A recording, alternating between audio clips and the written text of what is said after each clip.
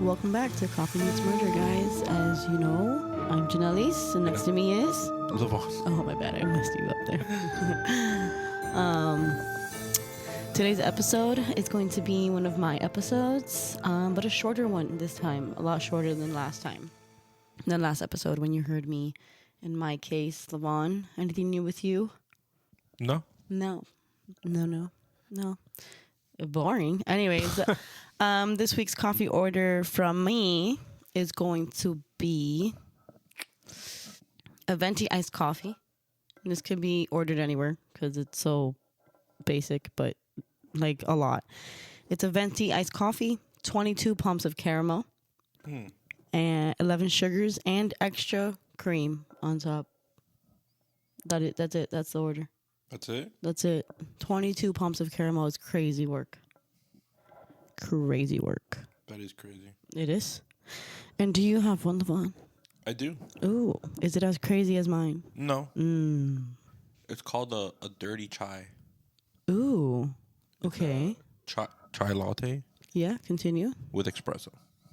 That's it. That's it. Our coffee orders are simple this week. They're pretty simple. Yeah. Actually, really simple. I feel like mine is simple, but like disgusting. Yeah. 22 pumps is a lot. And then you're going to add 11 sugars.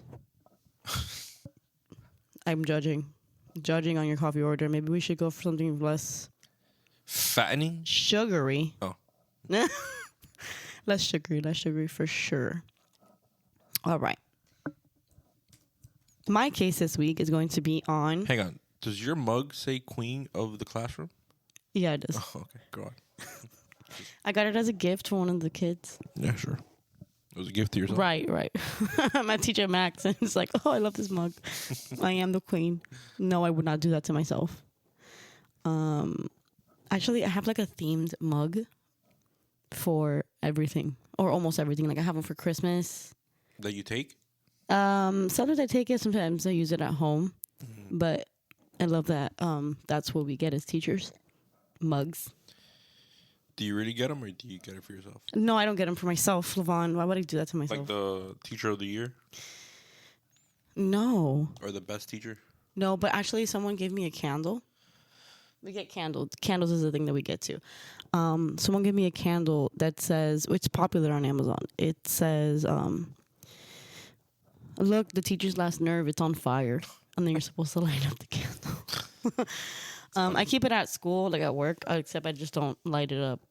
Okay. And I always tell the kids, if you ever see this lit up, just know that is my last nerve. But yeah, they always find it funny. It's pretty funny. It's hilarious, apparently, you know. It's get me on my last nerve. All right, back to the case. Today's case is going to be about Christina Grimmie and what happened to her, sadly. Do you remember her, Levon? It sounds familiar. Christina Grimmie, she was like a singer. Yeah. Yeah. I remember listening to two of her songs at the time when she came out first. Okay. She never really got to be like this breakout popular star, but she was getting there. Yeah. Okay. Yeah, she had like this what I like to call like a Tumblr vibe type of look to her at some point. Like when she did YouTube. We're going to get into it. Okay. All right. So, there are some stories that leave a permanent mark, not just because of the tragedy, but because of the light that was lost. Today's episode, is going to be a voice that inspired millions, a rising star whose life was taken in a moment that still shocks the fans around the world. And like I said before, this story is going to be about Christina Grimmie. She was born on March 12th, 1994, in Marlton, New Jersey.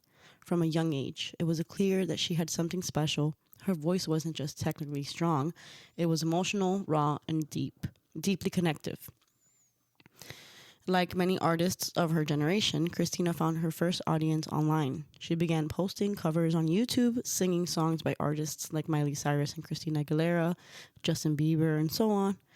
Her channel grew rapidly. Millions of views turned into millions of fans. But Christina wasn't just another YouTuber. She was building something bigger. Now, I'm pretty sure her channel's probably still up. I haven't fact-checked that, but You can probably see her videos from elsewhere. She was a really strong singer. Okay. Okay. In 2009, she began posting covers of popular songs on YouTube. After her releasing her debut, Find Me, in 2011, her YouTube channel reached 1 million subscribers. Oh, wow. Right? After she reached 2 million subscribers, she released her debut studio album, With Love, in 2013. Okay. So she's releasing music, and she's very, very, very famous within the YouTube community, right? It's kind of like how Shawn Mendes was like popular on Vine, and then he went to YouTube, and then boom. Right. Or like Justin Bieber made his Baby music video, and then boom. Something like that. Okay. In 2014, Christina stepped onto a national stage as a contestant on The Voice. Week after week, she stunned both judges and audiences. Her performances were powerful, emotional, and unforgettable. She ultimately finished in 3rd place, but in many ways, that was just the beginning. She signed with Adam Levine's label and began working towards a full-fledged music career. Her future was bright and wide open. So she was able to sign as a singer with Adam Levine's label, even though she was only 3rd place. Okay. Adam Levine was also her coach on the show. And that he had announced within the show that regardless of how the finale was going to end, he would sign her to his label. So she was winning regardless of winning the show or not. Oh, wow. This is the label that Lil Wayne was also offered. Okay. Oh, I'm so sorry. Lil Wayne also offered to sign her to his label. Oh, okay. Even though she ended up going with Adam Levine. Adam Levine's the label, yes. She was signed with Island Records, which I think is the name of the thing. For a short time before being dropped, Grimmie released her 2nd EP, Side A, in 2016. That same year, she took on an acting role, making her only motion picture appearance in The Matchbreaker. Have you seen the movie? No. Neither have I. But maybe I will now.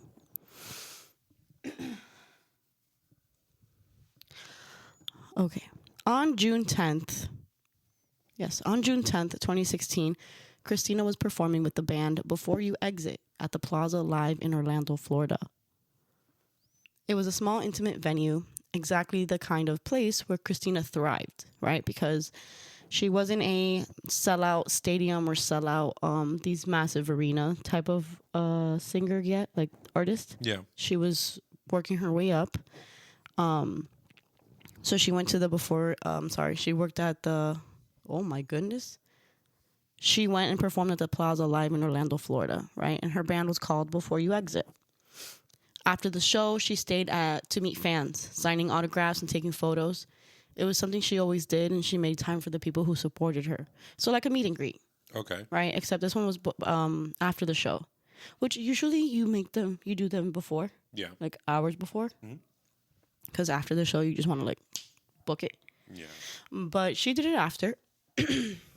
And it's something that she was known to do. And then they would also sell merch and things like that. And you were able to hang out and probably talk to her and things like that. Okay. But at approximately 10:24 p.m., as fans lined up to meet her, a man approached. His name was Kevin James. And I'm going to butcher this last name because I don't know how to pronounce it. But I'm going to go with Loibel. He had traveled from another city. He was armed. Oh. And without warning, he opened fire. Which is crazy, right? You're at a venue. Like, we just went to the BTS concert. Yeah. Right? It was the best time of my life. Anyways, we just went to the BTS concert, and we had to go through metal detectors. They had specifically said that we couldn't wear anything bigger than, I don't even know, like a wallet-sized purse. Right. So people were, like, bringing nothing. Yeah. You had your light stick in your hand, you know. And for somebody to go to a meet and greet, right, where this person's just open to the fans, or the fans are just there too, you know? Yeah. And for somebody to just open fire, like that's literally That's crazy. getting you out of left field. Yeah. Okay. Christina was shot multiple times at close range. Her brother Marcus Grimmie, who was on the side kind of like selling merch in like a little tent type of thing. Okay. Immediately tackled the gunman in an attempt to stop him. During the struggle, the attacker broke free and took his own life. Oh, wow. Right? That's what I said. Christina was rushed to the hospital in critical condition. Despite the efforts of medical staff, she was pronounced dead just hours later. She was just 22 years old. Oh, damn. Right? I think that this is very sad because she was just about to be this breakout star, and it was just taken from you so quickly and out of nowhere. Yeah. Okay, and I think that that's horrible. Does he say? Did anybody know why he did it? I'm gonna get there. Oh, okay. Let me just get there. Okay. So I'm going to go back a little bit. Okay. So when Loibel broke free, he backed up against the wall, pulled out another pistol, and shot himself in the head because he had 2 guns on him. Okay. Okay, he was pronounced dead at the scene. Grimmie was on the floor bleeding from the back of her head and with a weak pulse, and after CPR was performed on her by an attending physician, she was taken to the Orlando Regional Medical Center in critical condition. And by 10:59 p.m., or possibly an hour and something later, she was pronounced dead. An autopsy performed the following day concluded that Grimmie had been shot once in the head and twice in the chest. So she was shot a total of 3 times. The Orlando Police Department said Loibel had traveled by taxi to Orlando from his home in St. Petersburg, Florida, bringing 2 handguns, 2 extra magazines full of ammunition, and a large hunting knife. Orlando Police Chief John Mina stated that the suspect traveled to Orlando apparently to commit this crime and then had plans to travel back to where he came from. Oh, so his plans weren't to kill himself. Right. His plans were to do what he was going to do and then leave. Right. Apparently, according to what was left behind from him. Okay. Now, I don't know what his plan was from the beginning because you're talking about 2 handguns, 2 extra magazines full of ammunition, and a large hunting knife. Yeah. Like, what is that all for? For one 22-year-old skinny girl? Yeah. Because she was like, you know, like, I don't care. Like, I don't get it. Right. Did he think that she had, like, this army full of people around her as, like, security? I don't know. I don't know what the thought process was there. But according to Orlando Police, the bags of the attendees would normally have been checked, but there was no metal detectors at the venue, nor were the attendees frisked. So they weren't frisked. They weren't checked. There was no metal detector. The venue was just, like, open and come in.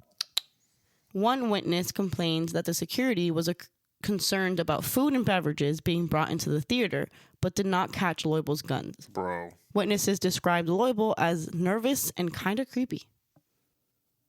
I mean, that's besides the point.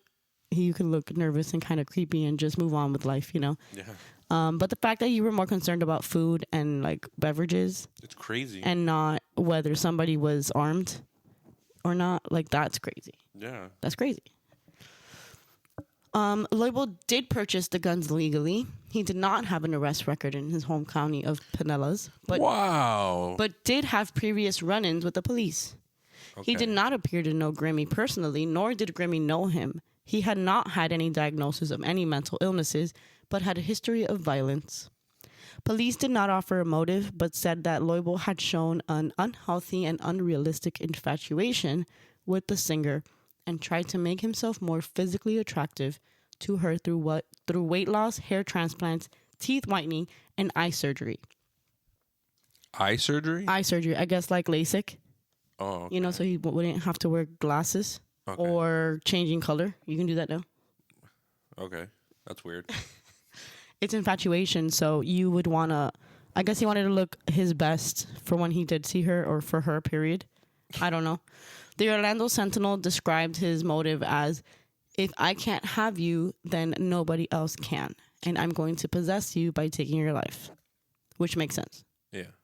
Although Loibel lived like a hermit, his family said that they were not aware of his plans to travel to Orlando, nor that he possessed any guns. So your son just gets up and leaves and you don't care where he goes? Oh, he still live with his parents? I mean, I don't know whether he lives with his parents or not. Like, if I'm going to go to Orlando, I let my mom know. Yeah. And I don't live with her. Yeah. Just so that people know my whereabouts. True. You know, it's just something you do. And the fact that you were like, oh, I didn't know he was going to go to Orlando. I'm like, you don't keep tabs on your own son, whether he lives with you or not. Clearly not. I mean, I don't know how people live with other people and don't know what other people are doing, like within their own household. Yeah. Okay. They also stated that they didn't know that he possessed any guns. Again, we're going back to the same thing. Maybe I won't tell my mom if I bought a gun or not, because maybe, you know, I can't be telling everybody everything all the time. Right. But you also stated that they had never heard of Grimmie or heard Loibels talk about her, nor watched The Voice. Haven't you watched The Voice every now and then? Maybe not like religiously, but, you know. Sure. I have too. But to say I've never watched and I don't know who Grimmie is, that's crazy. Yeah. Especially when your son is like extremely obsessed. Yeah. I try to put in a BTS reference everywhere I can. People know I like BTS. Like, there's no way that you're that infatuated and you don't know. Right, right. But moving on. However, his only friend in the world claimed to have known about Loibel's obsession. You didn't say anything? Though not to its extent. Oh, my God. Loibel's co-workers stated the same. They said Loibel would be angry and defensive when questioned about his obsession with Grimmie. And before this shooting, he had stated he was tired and ready to ascend. Oh, my God. He had this whole persona created in his mind about her. Yeah. And about himself. And then maybe like being together and, you know, what a lot of people call delulu, right? Delusional. Okay. Because I will say that there are fans that truly believe that if they really do meet like their singer or their favorite actor or whatever, that they're going to fall in love with them.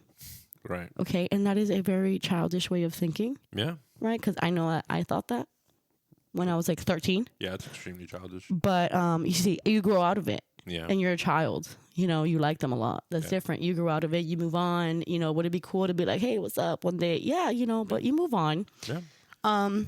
Like that person doesn't even know you exist right now. Exactly. And even then, even if you go to a meet and greet, you take a picture and you move on, like how many times do they like do that? You're like one of 1,000. Exactly. 1,000. How many times do they do that daily? Yeah. If they go to the street, you know, depending on, you know, where you are clearly. But how many pictures with fans or how many fans do they meet and then they move on? Yeah. Right. It's hard to, I would feel like it's hard to remember everyone and everything unless I've seen you multiple times clearly. Of course, yeah. But he had this, in fact, this way of thinking where it formed into this unhealthy, unrealistic way of thinking about it. And that's why he did what he did, basically. Because for you to be angry and defensive when questioned about his obsession, that's red flag. Extremely. On June 16th, Grimmie was buried at Berlin Cemetery in a private ceremony. Her former coach from The Voice, Adam Levine, contributed to funeral costs, which was very nice of him. Yeah. The following day, thousands of friends and fans attended a public memorial held in Medford, New Jersey, which is where she was born. Dozens of artists and other celebrities took to social media as a response to Grimmie's death. The Voice tweeted, "There are no words. We lost a beautiful soul with an amazing voice." On June 23rd, Billboard magazines published an open letter advocating gun control, addressed to the United States Congress demanding that universal background checks become federal law, referring to Grimmie's death and also the Pulse nightclub shooting, which happened less than 30 hours after Grimmie's death and killed 49 people. Wow. So that was like back to back, basically, in Orlando. The petition carried nearly 200 signatures of famous musicians and music industry executives. Selena Gomez was a prominent signee of the document. Okay. On August 21, NBC broadcast a post-Olympics preview episode of The Voice dedicated in loving memory of our friend Christina Grimmie. Her former coach, Adam Levine, wrote that he and his wife were absolutely devastated and heartbroken. This is yet another senseless act of extreme violence. And I agree. It is senseless. It's also very, very, very neglectful for these venues within the nightclub and the venue where she was at for the music to not frisk, not search, not have the means to make sure that everyone in that building is safe. Yep. Because if people were to take the right precautions, I believe that all those lives, including Christina Grimmie's and all the 49 from the nightclub, would have been alive right now. I think so too. You know? Or in the very least, less people would have been injured, to be honest. Because in the nightclub, not only were 49 dead, but people were injured apart from that. Really? Mm-hmm. Oh. Yeah. And so that concludes my episode in my case for this week. Mm-hmm. Mm-hmm. Told you it was going to be a short one. Anything to add? Do I have anything to add? Yeah, you. So this is episode 18. Ooh. Yeah. So between now and episode 25, or probably like between now and episode like 30, we should be going to video. Ooh, we're working on. At some point, yeah, we're working on YouTube. Yep. We'll still be posting on Spotify and Apple. The audio only. Yes, but you will be able to go on our YouTube channel and also listen to the exact same podcast. Yes. But this time you'll just be able to see our faces and our reactions and a lot more than what you're doing now. Yeah. And then, we'll have TikTok and all those X and all those things. Yes. Actually, follow us if you haven't yet. That's where you're going to get your updates on whether we're going to post or not, or what we're going to be posting. Or when it'll finally be on video. And you'll also, get it there. So, you'll get it there. Yeah. And we will see you next week, Wednesday. All right. And also be safe. Goodbye.